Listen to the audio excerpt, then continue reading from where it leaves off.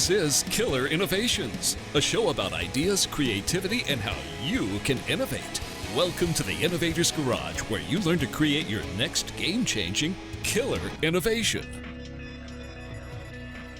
Welcome to Killer Innovations. This is Phil McKinney, your host. It's hard to believe we're coming up on the end of Season 11. Yes, Season 12 for this show will start at the end of March. I was thinking back the other day, I launched the show March 28th in 2005.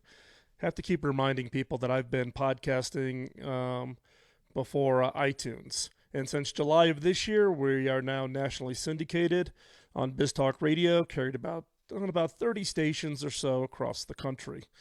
We are still in temporary space. If you happen to be listening live, feel free to hop over to Facebook. We stream the video live out onto Facebook, so you can actually see the show as it's being produced here in the live segments. For those of you who are live, you can actually see some of the construction going on behind me here.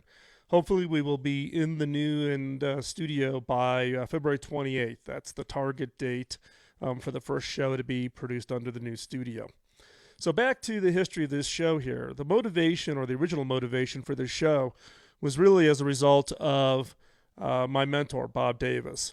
Bob hired me in my first job, persuaded me to come to work for him. I was in a company out in Naperville, Illinois. Bob was a big name software guy in the old mainframe days of the 60s and 70s. But Bob had such a huge influence on my career. He was one of those guys that said I could be the world's greatest software engineer, which was what my background was, or he says you could be the best all-around kind of business person. So he rotated me through. I did 6 months in software. I did 6 months in sales. I did 6 months in marketing. I actually did 6 months in finance. I did 6 months in executive program managing. And it was really that kind of started my career. I ended up going to 3 businesses as part of Bob's team. Bob now is retired, lives in Arizona, but the impact that he had on my career is profound. It really was kind of that ultimate mentoring experience of rotating throughout the business and really getting that overall experience. So a number of years ago, I went back to Bob and I asked him, how do I pay it back? The amount of time he put into my career and the impact that he had on me in my professional life. And he basically said, hey, you can't pay me back. What he asked me to do was to pay it forward. Share my experiences, my expertise. And that's what really was the catalyst for when I started doing the Killer Innovations podcast back in March of 2005. And in fact, it was March 28th, 2005. Sitting in a hotel room, Marriott, in Phoenix, Arizona. I was there for a trade show and simply plugged a microphone into the side of a laptop, did a recording, posted it up on my blog site, and as we say, the rest is history. Now, as we're coming up, ending season 11 at the end of March, we'll start season 12. And I'm not quite sure how to celebrate the starting of season 12. If you have some ideas, let me know. You can always email me at phil@killerinnovations.com. When we passed the first 100 shows, which we did in the first 2 years, we actually invited listeners to actually send in recordings. You could actually send in your comments, your thoughts about the show, those kinds of things in. And people sent in audio files and video files. You can actually go back and find it in the old archive. And listen to that. So that's one way we've done a celebration, but we haven't really done a celebration since show 100. So if you've got some ideas, let me know. Now, let's pick up where we're going to go with the show this week. So if you remember, 2 weeks ago, we were discussing creating innovation timelines. And innovation timelines are really those things about how do you predict the future? How do you go about the whole process of laying out what is the vision for your organization, for your team, for the changes that you're going to make. And I actually shared with you, and there's availability. You can go over to Killer Innovations. You can look for that show. It's 2 weeks ago. There's a bonus in there. You can actually download the actual an example timeline that I had from years back, so you had a feeling for what I was talking about. And last year we talked about what we call scouting checklists. So now you've created the timeline. Now you've got to go out and scout to understand the context. What is it that other people are doing in those areas? So pick those high priority ones off your timeline and then actually go off and do a methodical kind of scouting activity, looking at universities and governments and other businesses and looking through patent portfolios, et cetera, to see who's doing maybe some interesting areas in the same space. The importance is to have context so that when you go into brainstorming activities, you actually you know what you're looking for. You're not guessing. You can actually go out and understand what's been done or what's being done in that space, and then focus your efforts on breaking new ground, really coming up with that killer idea that's really going to be transformative. So this week, this is where we're going to pick up. So this week, we're going to take that next step and discuss how to take all of this in and generate the ideas. Now, we're not going to get all the way to walking you through how I run my brainstorming sessions. We'll do that in a future show.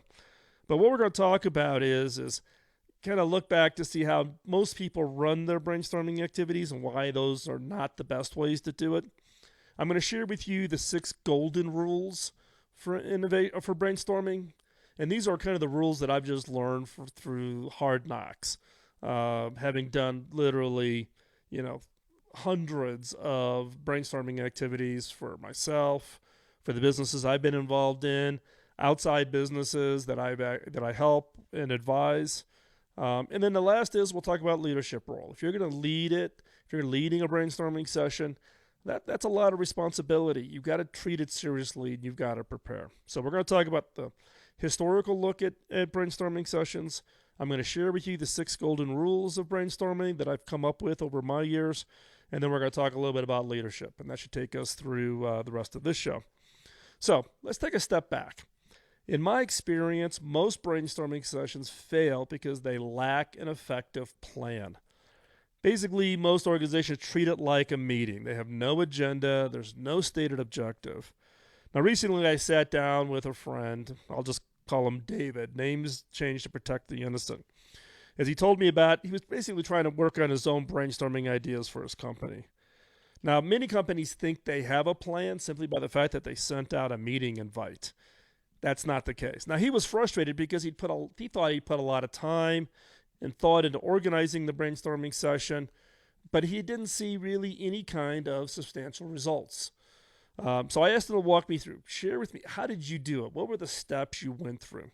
So the first thing David did is he really decided that he needed to do something. There was some impetus that he's going to have to get out there and really go try to do something. He got together with a few coworkers and they decided that they needed to do something because there were some pivotal changes coming to their industry. Sales were down. There were competing products. There was all kinds of new activities in social media. And there was really new methods to distribute the products that they were offering. But all of these things were challenging. Competition, new distribution means, new customer requests, new customer demands that the industry never had experienced before. They really felt that these core issues was their customers' ability to evolve and really to thrive. They had to meet these changes. They had to go through these transitions. So David wrote a quick email, blasted it out to his people, and basically he asked them, how should we change in order to align with the sweeping changes that are facing the industry? Now, he sent this email company-wide, and he set out a date in the future to do this. To give an hour, he got everybody together, and this is how it always happens, right? Someone says, oh, I'll be the scribe, and everybody's whipping out ideas, and someone flips it down. Then someone says, oh, I'll type it up. They type it all up, they put it into an email, and they send that email around. What happens? Now, be honest. What happens? Nothing. Nada. Nothing happens with those. In this case, David got this big long list. He got distracted on other priorities. A month later, no progress. Nothing happened. And in effect, he basically trained his team that this kinds of brainstorming activities just are not going to produce anything. And so he actually teaches the team not to put their best effort forward. They're not going to try something. Now, I'm guessing that most of us have had kind of that similar experiences, but brainstorming are invaluable and essential tools when they work and you do them well, right? Now, these guys made a lot of mistakes, from, how they did it and how they sent the emails, but none of these are really flaws of character, passion, or the ability on the part of the participants. So we're going to take this quick commercial break. When we come back, we're going to take a little bit of look about what those mistakes were, and then we're going to go on and give you the 6 golden rules. So stay right where you're at. You're listening to Phil McKinney on Killer Innovations on the BizTalk Radio Network.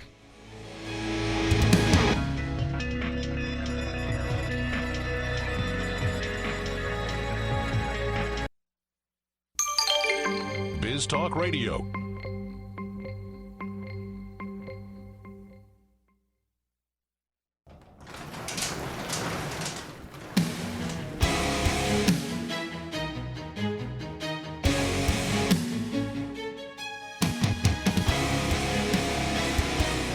This is Killer Innovations, a show about ideas, creativity, and how you can innovate. Welcome to the Innovator's Garage, where you learn to create your next game-changing killer innovation.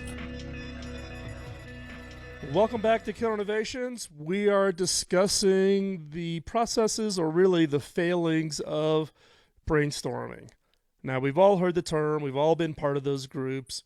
As we shared in the last segment, we've all had that experience of being thrown into a room, come up with really great ideas, put them on some kind of a list, type that list up, share them about, and then nothing happens.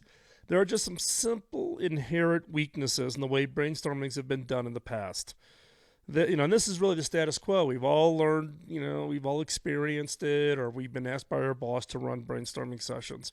So what are some of those failings? Well, with all my years of having run brainstorming in the old way and then coming up with my own way, my own approach to doing brainstorming, I've come up with the 6 rules, or what I call the 6 golden rules of brainstorming. Now, the general market uses the term brainstorming. In order to separate it, you'll also hear me sometimes say, a killer innovation workshop. And they basically are the same thing. I just use a different term sometimes to kind of put it in people's minds that it's different. It's not like the old brainstormings. So these 6 rules I've come up with out of just years of having gone through the pain of running brainstorming sessions where you just had no impact in the end. So we're going to dive right in. We're going to cover 3 in this segment. We'll cover 3 in the next segment, so we've got to move quickly here. So rule number 1, set a focus. Focus is essential. Pick one aspect of your industry and organization and decide whether you want to look at what you're selling or who you're selling it to or how your business is operating. Don't try to do them all at one time. Pick one. If you give participants a great set of focus, then they actually forces them to dig deeper. They're not just out there with kind of no guidance. So the first thing out is you give them focus. They will actually dig deeper because they know where to look. They're not out there just floundering. Second, focus not only produces better ideas because they go deeper, but it also reduces anxiety for those that are really driving, these activities, right? They people who don't do a lot of brainstorming, it's a lot of stress. They don't think of themselves as creative, and they don't want to be embarrassed by looking stupid. Brainstorming sessions should not be a snipe hunt for ideas. It should be a safe and open environment. And so in this case, pick one. There's a lot of potential areas, and eventually you should work through them all. Pick one. And at some point in the future, like I said, you should attack them all, but if you don't pick one, you will flounder. So that's rule number 1, set a focus. Rule number 2, assign homework. Now, I use it as killer questions. I'll assign a couple of killer questions out to people, but homework is important because you have to give them context. It's critical to ask your group to actually go think about it before they come into the brainstorming. Don't waste the time in the brainstorming session, and don't make assumptions that you know what that they know or don't know. So assign homeworks. Now, it can be killer questions, if you follow the step from last week where you've created your scouting reports, you've gone through the scouting checklist and created a scouting report in a certain area, let that be your focus. And the homework is read those scouting reports and then dig even deeper. Now, if the questions are too vague, if you've set up and just asked them very simple questions, people will flounder. They're not going to find their way. In this case, I would suggest you pick 2 killer questions. The ones that I like to use are, what industries are analogous to ours and what can we learn from them? Or what will future customers' buying criteria be? And you can actually go back in through the archive of Killer Innovations and you can find, and actually I've done both of these on the radio show, so you can listen to actually how I use those. And I would assign these 2 weeks prior to the workshop or the brainstorming session. Send out the killer questions to all the participants and explain that you're looking for very specifically for observations and ideas around those questions, which means get people up out of their chairs, get them out of their desk, and actually go out and see and go out and talk with people, talk to customers, talk to whoever they need to answer these questions.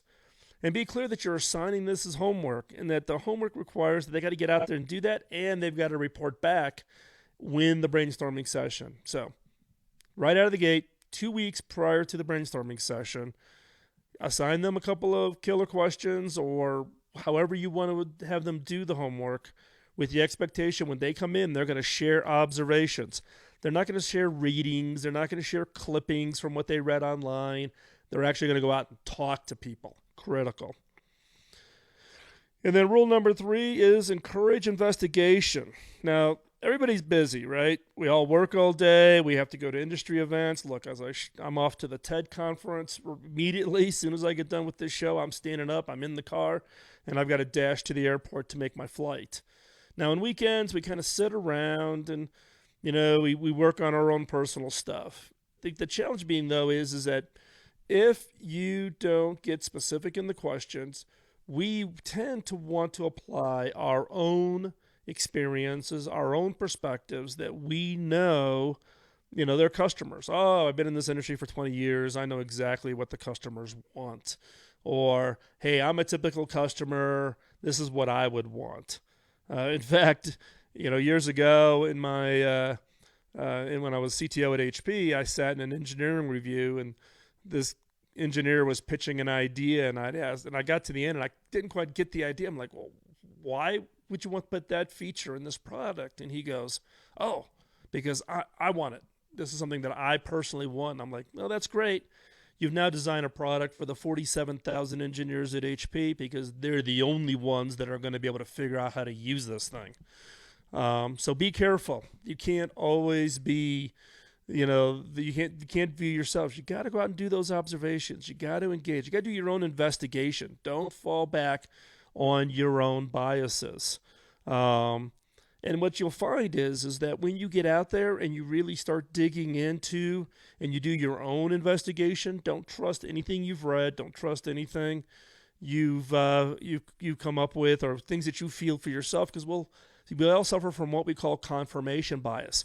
We'll find data points that agree with what we think should be right versus really going after and doing our own investigation. So get out there and do your own investigations. And what you'll see, though, is that the quality of the ideas are just so much better when you go off and you do your own investigations. They will be orders of magnitude better than anything that you've done before, right? So that'll get us up through the first 3 of what I call the 6 golden laws or rules around brainstorming. Now, we got 3 more to go, but I have prepared kind of a more detailed description of each of the rules. You can get that at killerinnovations.com/6rules. So you can do it as SIX rules, all one word, or the number 6 rules. So you can download that again, killerinnovations.com/6rules. When we come back from this commercial break, we are going to finish up the last 3 of the rules, but then also talk just a little bit about leadership. In an upcoming show, we will cover the how to run a brainstorming session. So stay right there. We'll be right back. You're listening to Killer Innovations on the BizTalk Radio Network.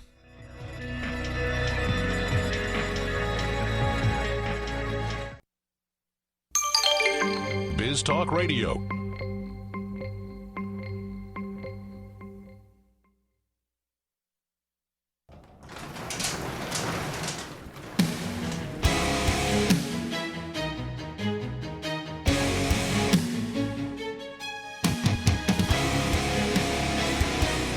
This is Killer Innovations, a show about ideas, creativity, and how you can innovate. Welcome to the Innovator's Garage, where you learn to create your next game-changing killer innovation. Welcome back to Killer Innovations. I'm Phil McKinney, your host. We're talking about the 6 golden rules of running a brainstorming session. We've all been involved in ones that have just gone miserably bad. Sometimes we've gotten involved in ones that are actually run very well, and we're never quite sure why they run so well. So I'm sharing with you what I've come up with as my 6 golden rules for running innovation or running brainstorming sessions. So the first one, rule number 1, set the focus. Give people a target to go after. Rule number 2, assign homework. Let people get some context, get their minds wrapped around the target area, the focus area that you've assigned. And then rule number 3, encourage investigation. Don't rest on kind of your history or your view of yourself or your knowledge. Get out there and really look at some investigations. And let's pick up with rule number 4, which is don't filter. We all have assumptions. We all have kind of things that, it worked in the past, or we tried that before and it didn't work. We have these biases. Particularly when you get asked a question and you jump in and you go, I know how to answer that question.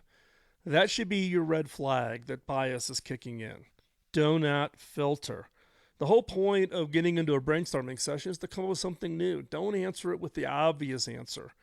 The key is to get beyond that obvious answer. Find the non-obvious answers to the questions.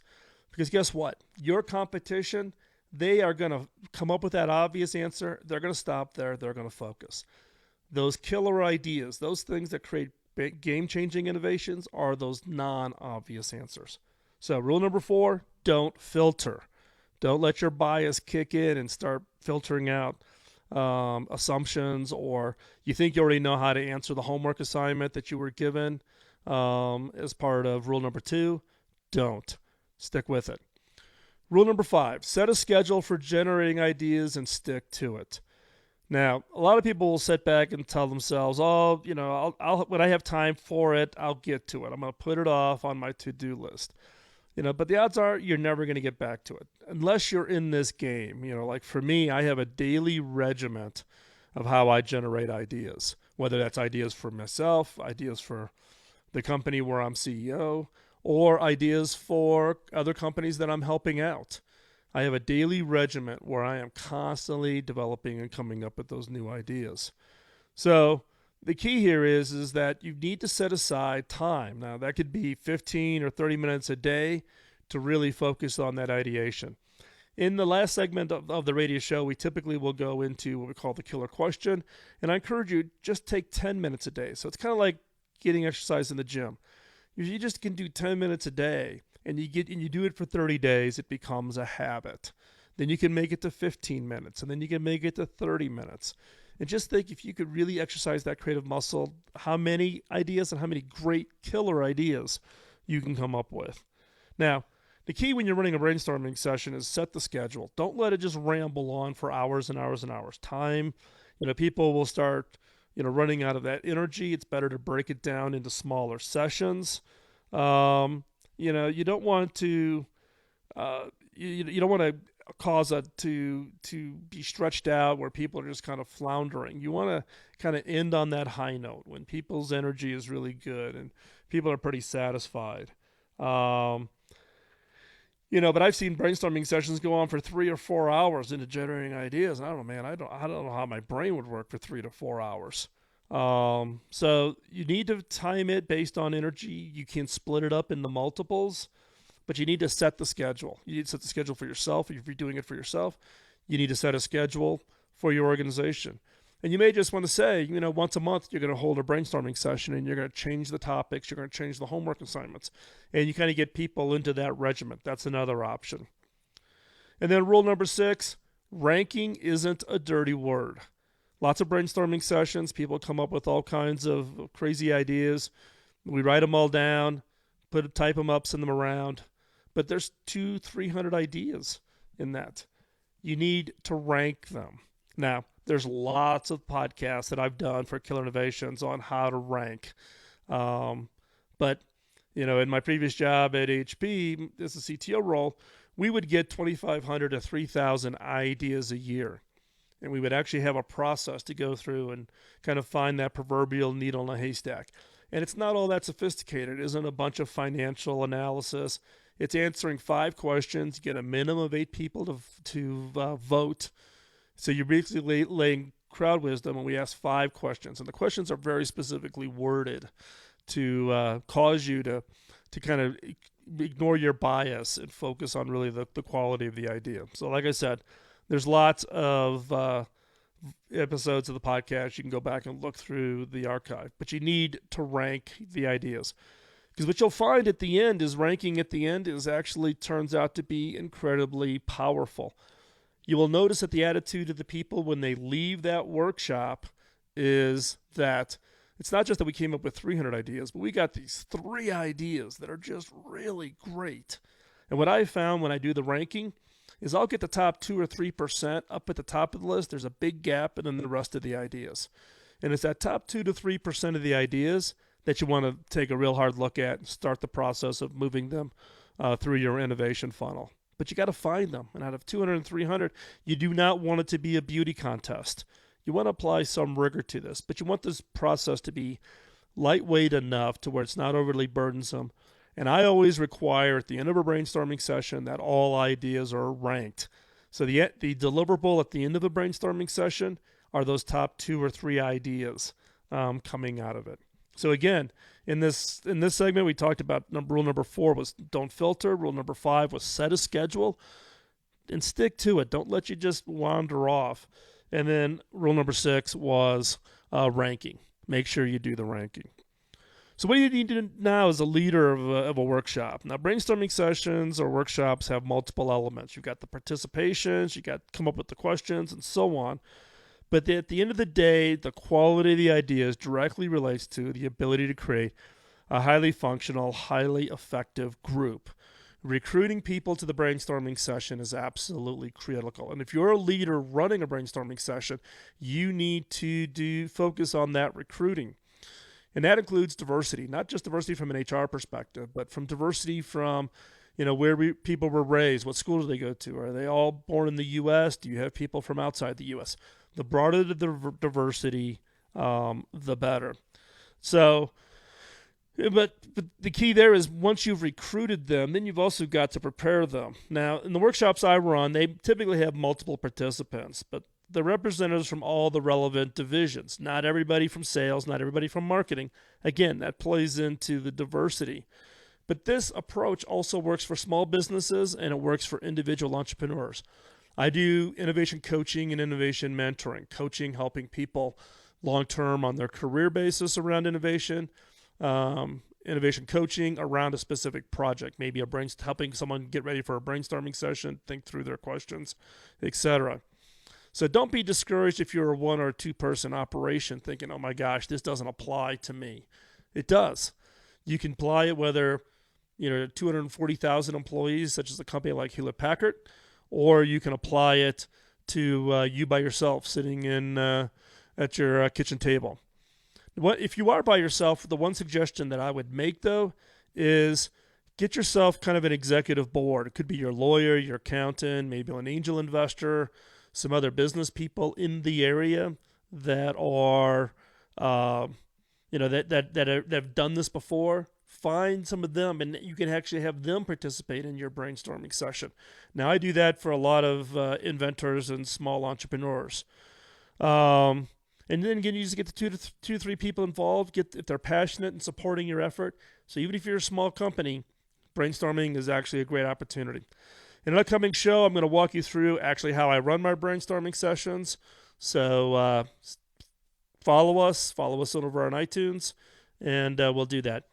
We're going to wrap it up here. We're going to go into the 4th segment, which will be the killer question this week. But before we go, I have one favor to ask, and that is, can you go over to iTunes and just give us a review, rate us, and just leave us a comment there? It has a big impact on our overall rating within iTunes. and therefore allows more people to see and hear about killer innovation. So just take it. Takes you 45 seconds just to run over to iTunes, search for Killer Innovations, or you can search for Phil McKinney, find the show, give us a rating. That's big help. It's helps us get higher up on the listings. Also, don't forget, you can go to killerinnovations.com/6rules and download the document, which actually gives you more details around the 6 golden rules and how that applies. So stay tuned. We'll be right back. We're going to go into the last segment of the show where we talk about the killer question of the week, so you don't want to go anywhere. And you're listening to Killer Innovations on the BizTalk Radio Network.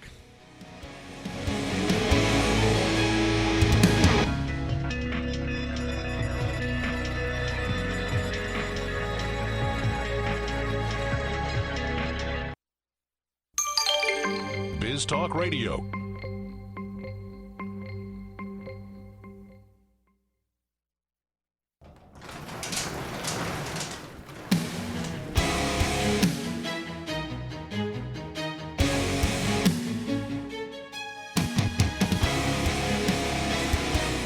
This is Killer Innovations, a show about ideas, creativity, and how you can innovate. Welcome to the Innovator's Garage, where you learn to create your next game-changing killer innovation. Welcome back to Killer Innovations. This week's killer question.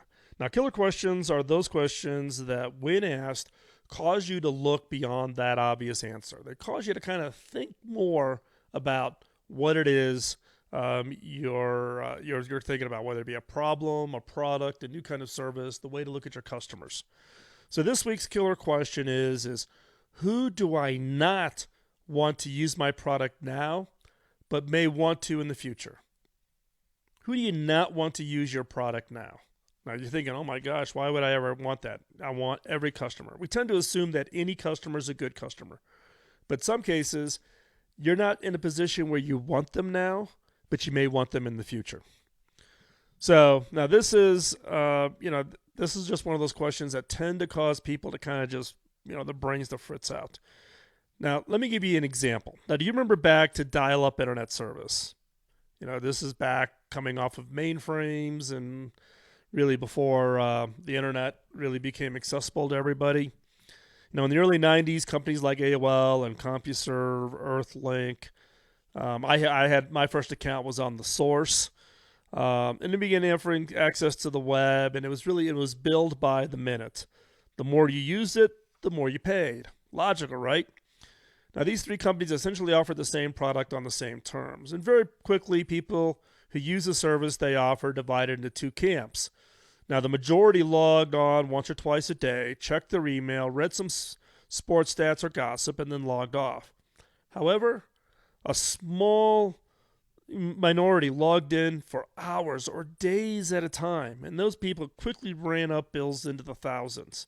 Now, pop quiz. Is this a good thing or a bad thing for your business? These high-volume users loved the service, but paradoxically, their passion for what you offer will almost inevitably force them to stop or drive them into untenable situation if they try to continue.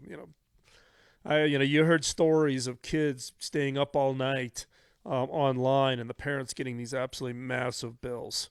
So if you're running AOL or CompuServe or Earthlink in the early 90s, what do? You continue the same pricing structure that strongly disfavored your most ardent users, or figure out some way to continue improving profits without punishing the people who really love what it is you do. In other words, would you decide to keep or push out those high-use customers? In the end, AOL was the first to take a radical step to address these questions. In 1996, they switched from a pay-per-minute to a flat fee, unlimited usage. Now, this was daring. As a parent at that time with my kids, I loved it because it saved me a lot of money. But this was daring because they risked seriously alienating the low-usage customers who were used to paying less than the $20 a month that they were going to charge. On the flip side, they had to massively upgrade their infrastructure in order to accommodate demand. AOL was bombarded with complaints about busy signals and slow speed. Users used to joke that AOL meant for always offline.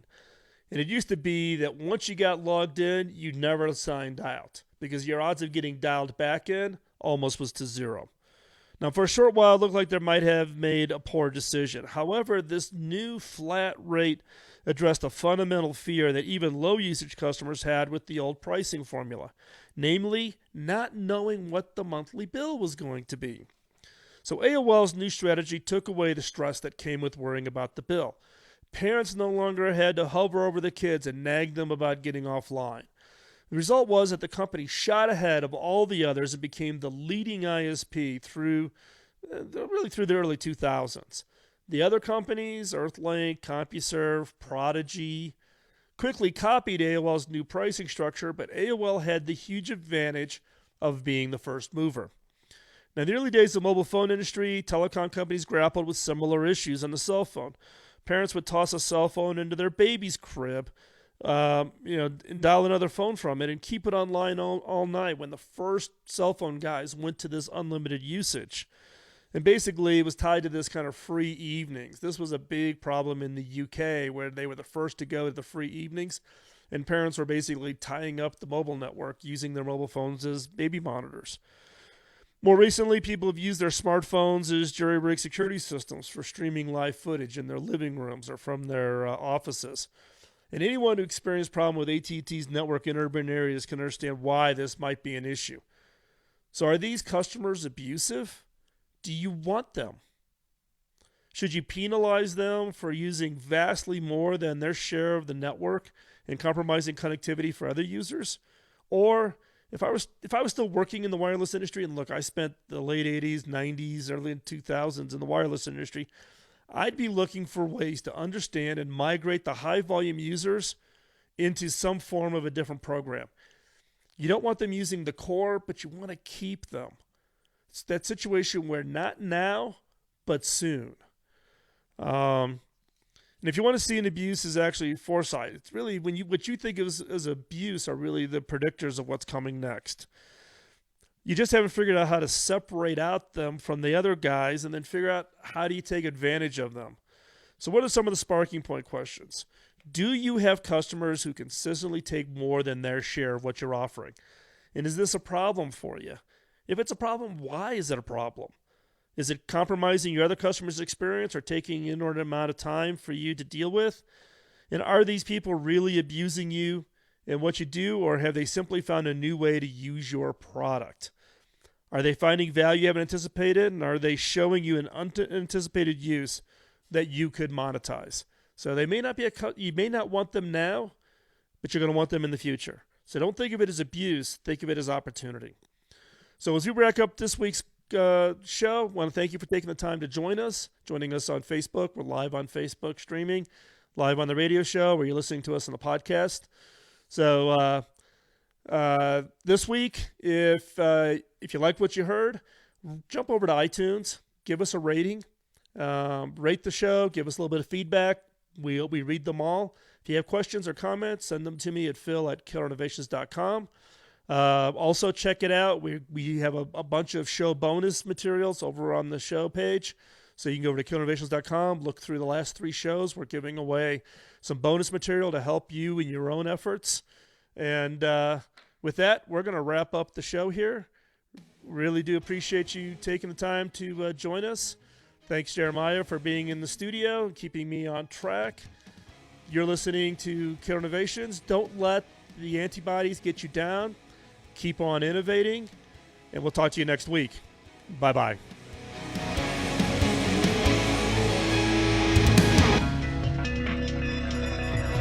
The opinions you hear on Biz Talk Radio are those of the hosts, callers, and guests, and do not necessarily reflect those of this station, Biz Talk Radio, its management, or advertisers. The information on Biz Talk Radio does not constitute a recommendation, offer, or solicitation to buy or sell any product or service. If you have any questions about Biz Talk Radio, contact us at 817-274-1609 or at biztalkradio.com. Biz Talk Radio.